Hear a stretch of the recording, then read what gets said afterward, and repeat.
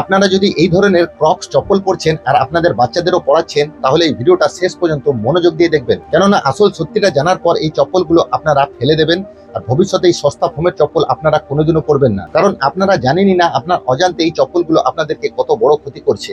আসলে এই সস্তা ফোমের চপ্পলগুলোকে এভিএ ফোম দিয়ে তৈরি করা হয়, যেগুলো সব থেকে সস্তা আর ঘাটিয়া কোয়ালিটি দিয়ে তৈরি করা হয়। কারণ গরমকালে এই চপ্পলগুলো থেকে প্লাস্টিসাইজার, ভিওসিস, পিএফএস, লেডের মতো ক্ষতিকারক রাসায়নিক রিলিজ করে। আর যেহেতু আমাদের শরীরের মধ্যে সব থেকে বেশি অ্যাবজর্বিং জায়গা হলো পায়ের তালু, তাই পায়ের তলা দিয়ে ঘামের সঙ্গে মিশে গিয়ে এই ক্ষতিকারক রাসায়নিক আমাদের শরীরের মধ্যে ঢুকে যাচ্ছে। এর ফলে আপনারা যদি দীর্ঘদিন এই সস্তা ফোমের চপ্পল ব্যবহার করেন, তাহলে ধীরে ধীরে আপনার ফাঙ্গাল ইনফেকশন, হরমোনাল ডিসব্যালেন্স, পা ফোলা, অ্যালার্জি এবং অনেক সময় পায়ে ফোসকা পর্যন্ত পড়ে যেতে পারে।